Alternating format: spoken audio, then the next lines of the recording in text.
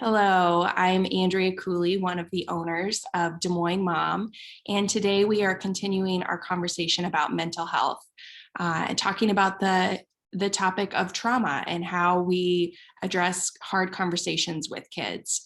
I know myself as a mom, we hate to think of our kids having to experience trauma or just, when they realize that the world is not always a happy place.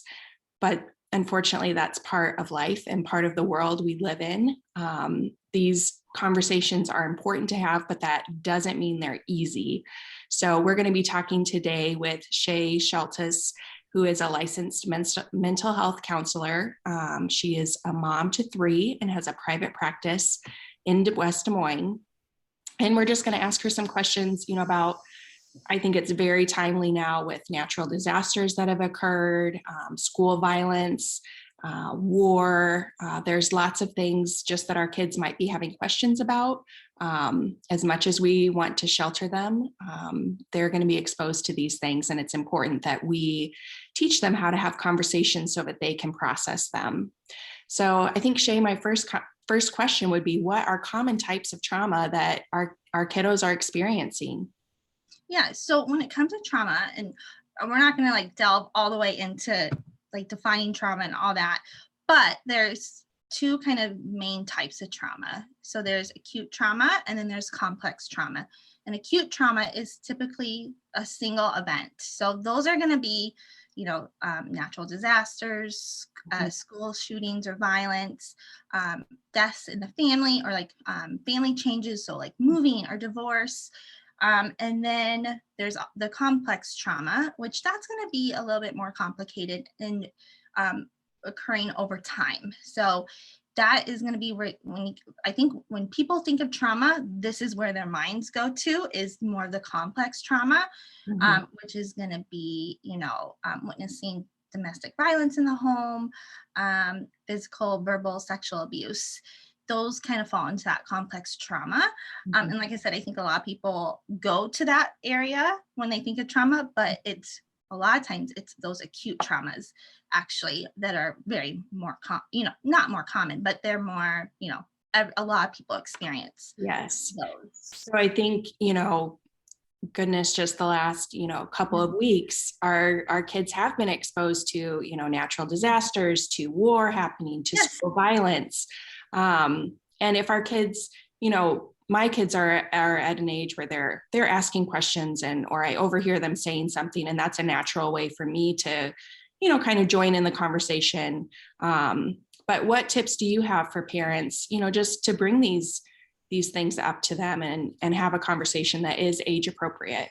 Yeah, I would say, like what you said, a lot. Sometimes it is a natural conversation because they may ask you something, or you may hear them talking about something and you can bring it up at that point. But sometimes they don't. Some kids might not bring up different things that they've heard. And, in our society, and if they're at school, or there's news on, even in the background that you are watching, they're most likely picking that stuff up, but they might not be verbalizing that to you. And so I would just say, especially when there's so many, us Iowans, we've had, like you said, a lot of things happening in the last couple of weeks. And so if your kids haven't brought it to you, it is just a good idea just to kind of bring it up to them. And like what you said, in an age appropriate way. And there's a big difference between, bringing on, some parents are really concerned that if they tell them, then they're going to be anxious, or it's going to bring on those feelings.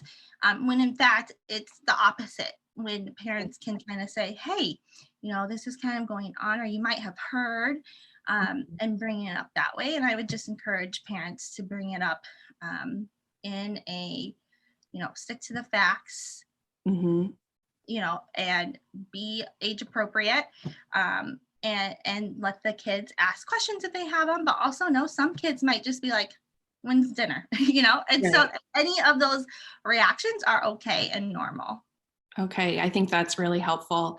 So if you have these conversations with your kids, or if you, as a parent, maybe think that your child is struggling with, with the reality of some of these things, what are signs for a parent to look for, or just advice you have in if it warrants a bigger conversation or seeking, speaking with a professional. Yeah, I would say looking at functioning. So if you're kind of wondering, if a kid has experienced trauma Mhm. or has been exposed, it's just looking at their functioning and how they're doing in their day-to-day school, home environments. And your parents are the biggest experts in their kids' lives, and so you're going to know, and listen to that gut of, something feels off, or I'm just feeling like they're having a hard time, and you're going to notice different oh oops, sorry. That's Something fine. popped up on my screen. You're going to notice, and you're going to see, if something comes up, it's going to be, usually it's just changes. So changes in mood, changes in behavior is going to be a big indicator of, okay, something's going on here.